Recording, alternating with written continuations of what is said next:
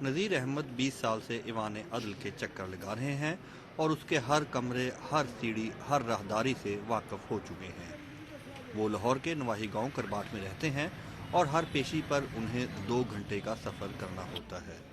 उन्हें कुछ इल्म नहीं कि कब उनके मुकदमे का फैसला होगा। ਇਹ ਜੀ ਅਦਾਲਤਾਂ ਦੀ ਮਰਜ਼ੀ ਨਾਲ ਜੀ, ਅਦਾਲਤਾਂ ਕਿਉਂ ਨਹੀਂ ਕਰਦੀਆਂ, ਇਹ ਉਹਨਾਂ ਦੀ ਮਰਜ਼ੀ ਨਾਲ ਜੀ।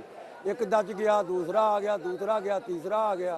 मुकदमा लड़ लड़ कर नज़ीर अहमद खल्लाश हो चुके हैं। वो अब वकील को फीस देने के काबिल नहीं रहे। मातहत अदालत से मुकदमे का फैसला होगा तो उसके बाद ही अपील करने का सोचा जा सकेगा।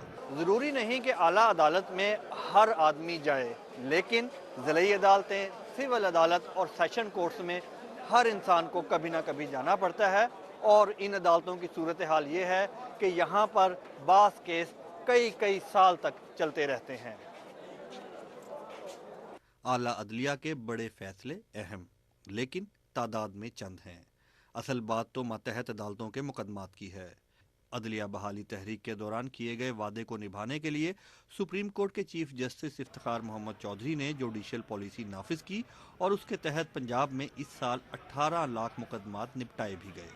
लेकिन वकुला की एक बड़ी तादाद इसे इंसाफ का कत्ल करार दे रही है, क्योंकि उनके बकौल जुडिशल पॉलिसी सहूलतों के बगैर नाफिज की गई। Justice in all respect and all senses, ये नहीं कि जस्टिस को जल्दी देते देते उस जस्टिस का खून कर दिया जाए। जुडिशल पॉलिसी के निफाज के बावजूद पंजाब की मातहत अदालतों में इस वक्त 14.25 लाख मुकदमात ज़ेर समात हैं।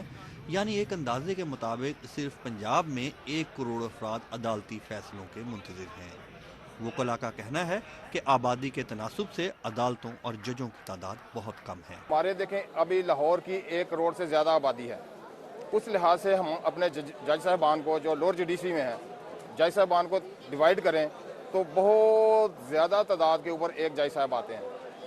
इसलिए इसका हल ये है कि जज साहबान की तादाद बढ़ाई जाए, पर्टिकुलरली लोअर जुडिशरी में। जूं की रफ्तार से रेंगते मुकदमात को अदालती अफसरों की बेहिसी कह लें या बेबसी, ताखीर को इंसाफ का कत्ल करार दें या गैर ज़रूरी उजलत को नाइंसाफ़ी कहें।